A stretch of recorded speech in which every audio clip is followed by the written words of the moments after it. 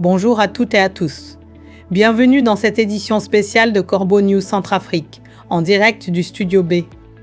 Je suis Gisèle Moloma et aujourd'hui j'ai le plaisir de recevoir notre infatigable enquêteur de terrain, Anselme Bata, pour décortiquer une nouvelle tragédie qui interpelle tout le monde.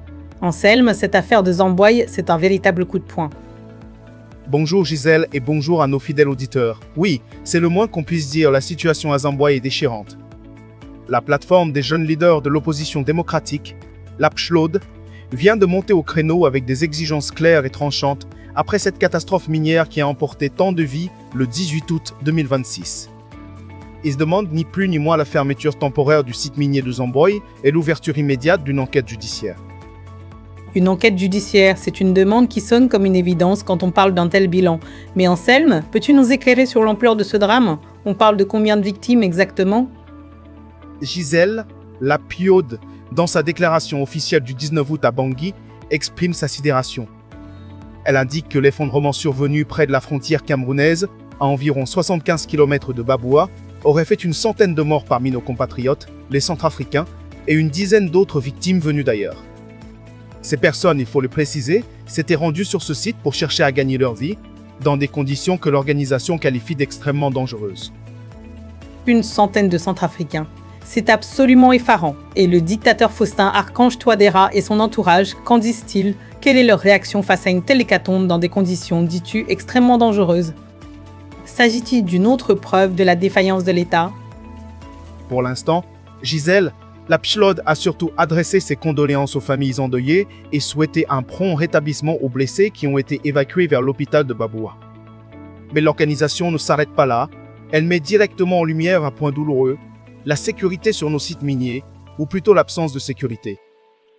La sécurité sur les sites miniers, c'est un refrain qu'on entend trop souvent, Anselme. La PCHLOD fait le lien avec d'autres calamités, n'est-ce pas? Exactement, Gisèle. Pour la PCHLOD, ce drame n'est pas un cas isolé, c'est malheureusement une nouvelle calamité dans le secteur minier artisanal en Centrafrique. Il rappelle d'ailleurs l'éboulement de Bembari en juin dernier.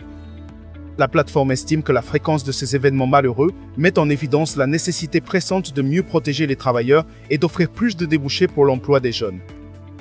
Plus de débouchés pour les jeunes? C'est d'une ironie cinglante quand on sait que l'empereur Faustin et son gouvernement ne cessent de faire des annonces grandiloquentes sur la formation de la jeunesse et la réglementation du secteur minier. Alors, Anselme, ces catastrophes répétées, elles révèlent quoi au fond? Elles révèlent, Gisèle, les épreuves auxquelles sont aux prises des milliers de personnes qui n'ont d'autre choix que de tirer leur survie de l'extraction minière.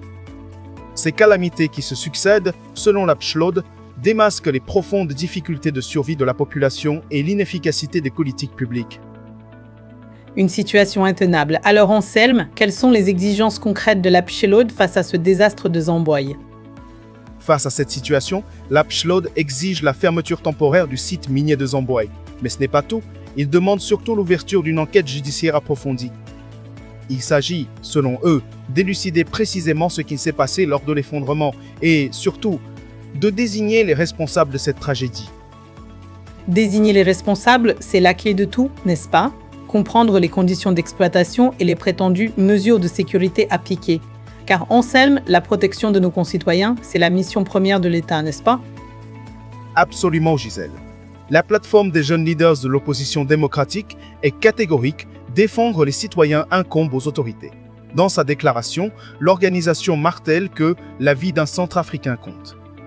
C'est un appel vibrant, une injonction aux autorités de ne plus faillir à leur devoir de protection et de garantir la sécurité de chacun. Un appel vibrant et nécessaire. Merci Anselme pour ces éclaircissements vitaux.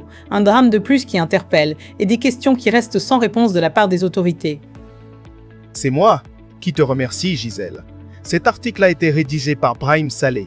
Chers auditeurs, n'oubliez pas que vous pouvez nous joindre pour vos témoignages et informations via WhatsApp et téléphone au +20 30 75 915 d'Abancroix 42 ou au +20 30 64 0950. C'était Anselme Bata pour Corbeau News Centrafrique. À très bientôt. Merci Anselme Bata. Et merci à vous de nous avoir suivis. Restez connectés à Corbeau News Centrafrique pour une information libre et indépendante. Très belle journée à toutes et à tous.